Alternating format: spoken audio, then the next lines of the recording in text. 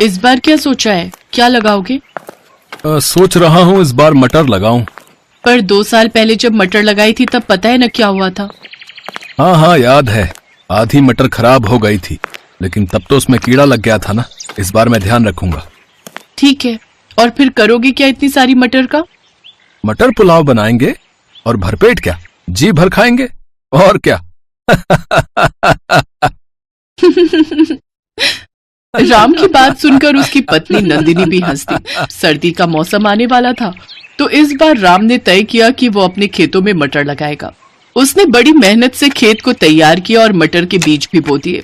कुछ दिनों बाद पहले पौधे आए और फिर उन पर हरी हरी मटर लगनी भी शुरू हो गई। हर गुजरते दिन के साथ अपनी भरी पूरी फसल को देखकर राम फूला नहीं समा रहा था। नंदिनी, ओ नंदिनी, चलो जरा, तुम्हें कुछ दिखाना है। पर अभी बहुत काम है। अरे ये काम तो होते रहेंगे, तुम चलो मेरे साथ। इतना कहकर राम ने नंदिनी का हाथ पकड़ा और उसे लेकर सीधा अपने खेत पहुंचा। खेत देखकर नंदिनी के चेहरे पर भी मुस्कान आ गई। पूरा खेत हरी भरी मटरों से भरा हुआ था। ऊपर वाले की कृपा से बहुत बढ़िया फसल हुई है इस बार। तुम देखना नंदिनी, इस बार खूब अच्छे पैसे मिलेंगे इन मटरों के। मैंने सोच लिया है, पैसे आते ही सबसे पहले घर की छत सुधरवाऊंगा। और कोई खर्चा है क्या? हाँ है ना, एक बढ़िया सी साड़ी भी दिला देना मुझे। हाँ हाँ ले लेना, एक नहीं तुम 2 साड़ियां ले लेना इस बार तो। अब खुश? हाँ जी, बहुत खुश। मटर की बढ़िया फसल देखकर दोनों पति पत्नी सपने संजोने लगे। दूसरी तरफ पूरे गांव में भी ये खबर फैल चुकी थी कि इस बार राम की फसल बहुत बढ़िया हुई है। और फिर एक दिन राम के घर के बाहर एक चमचमाती कार आकर रुकी और कार से उतरा इलाके का विधायक राम अवतार सिंह। अरे विधायक जी, आप राम राम। राम राम भाई, कैसे हो? ऊपर वाले की कृपा है विधायक जी। कृपा तो वाकई बहुत हुई है तुम पर। मैंने सुना है इस बार तुम्हारी मटर की फसल बहुत अच्छी हुई है। हाँ विधायक जी, सब भगवान की दया है। तो क्या सोचा है, किसे बेचोगे अपनी मटर? अभी तो कुछ ऐसा सोचा नहीं है विधायक जी, जहां सही दाम मिल जाएगा वहीं दे दूंगा। अरे तो हम काहे के लिए हैं, हमको दे दो अपनी सारी मटर। हम पूरे 15 रुपए देंगे तुम्हें 1 किलो के। पर शहर में तो इस बार 25 से 30 रुपए किलो बिक रही है मटर। देखो राम, मटर है, गेहूं नहीं, जो कई महीने संभाल लोगे। 2 दिन बाद सूखने लगेगी सारी की सारी।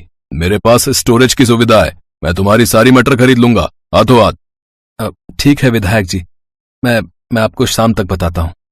राम को दुविधा में छोड़कर विधायक वहां से चला गया और फिर उसके जाने के बाद क्या करूं नंदिनी, कुछ समझ नहीं आ रहा।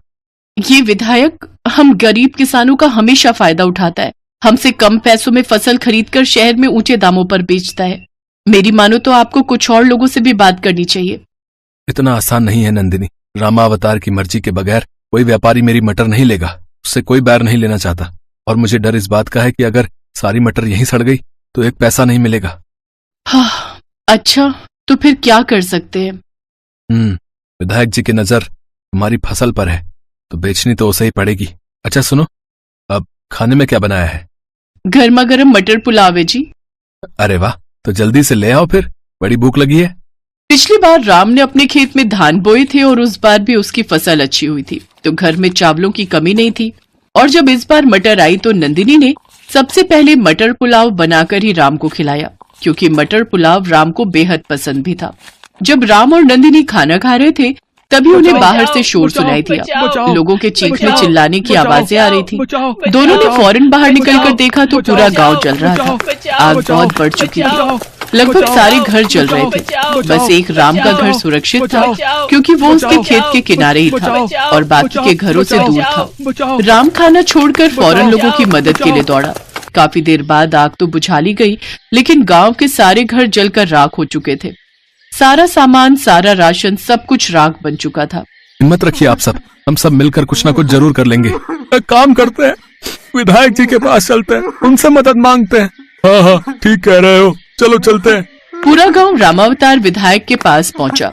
गांव के लोगों ने विधायक से अपनी परेशानी बताई तो विधायक ने उन सबको दुत्कार दिया। चलो अब क्या बस यही काम रह गया है? लापरवाही करो तुम, आग लगाओ तुम और भरपाई करूं मैं, मतलब कि सरकार। गांव के लोगों को विधायक पर गुस्सा आ रहा था, पर वो मजबूर थे। और मुंह लटकाकर वहां से जाने लगे। तभी विधायक ने राम को आवाज लगाई। अरे राम, यहाँ आओ, इनका चक्कर छोड़ो। तुम्हारी फसल तो ठीक है ना? हाँ जी, मेरी फसल तो बिल्कुल सुरक्षित है। हाँ तो एक काम करो, 16 रुपए ले लेना भाई, लेकिन अब जल्दी सौदा पक्का करो और सारी मटर यहाँ पहुंचाओ, समझे? विधायक जी माफ करो, लेकिन मैं आपसे कोई सौदा नहीं करना चाहता। अच्छा, तो क्या करेगा मटर का? है किसी और को मैं तुझे बेचने नहीं दूंगा। मैं चाहे तालाब में डाल दूं, पर आपको नहीं दूंगा अपनी मटर। राम अवतार ने मजबूर गांव वालों की मदद नहीं की। इस बात से राम बहुत नाराज था। उसने विधायक से सौदा करने से साफ इनकार कर दिया। फिर घर लौटते हुए उसने गांव के कई बच्चों को भूख से रोते बिलखते देखा और फिर, नंदिनी, घर में कितना चावल है? काफी है, वैसे क्यों पूछ रहे हो? हमारे पास मटर की कोई कमी नहीं है। तुम एक काम करो, मैं कुछ लोगों को साथ लेकर एक बड़ा चूल्हा बनाता हूँ और तुम गांव की औरतों के साथ मटर पुलाव बनाने की तैयारी करो सबके लिए। जब तक मेरे घर में मटर और चावल का एक भी दाना है, मेरे गांव का कोई बच्चा भूख से नहीं रोएगा। लेकिन फिर हम लोग? अपने बारे में बाद में सोचेंगे नंदिनी, फिलहाल गांव के बारे में सोचना है। नंदिनी ने इसके बाद कुछ नहीं कहा और खाना बनाने की तैयारी शुरू कर दी।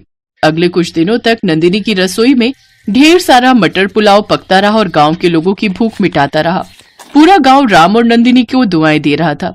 लेकिन फिर धीरे धीरे राम के घर चावल और मटर खत्म होने लगे और राम और नंदिनी सोच में पड़ने लगे।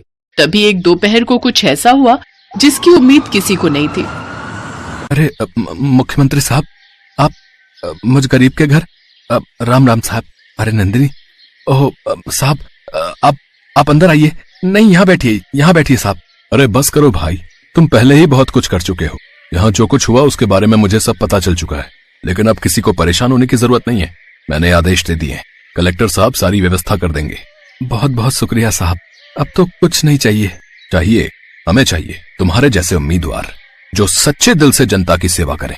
यहाँ के विधायक की सारी पोल पट्टी खुल चुकी है और इस बार के चुनाव में तुम्हें इस इलाके से टिकट देना चाहता हूँ ताकि यहाँ सही मायने में विकास हो सके। सीएम साहब की बात सुनते ही गांव के लोग सीएम साहब और राम की जय के नारे लगाने लगे। सीएम भी समझ चुके थे कि अब राम को विधायक बनने से कोई नहीं रोक सकता, क्योंकि जनता राम के साथ थी।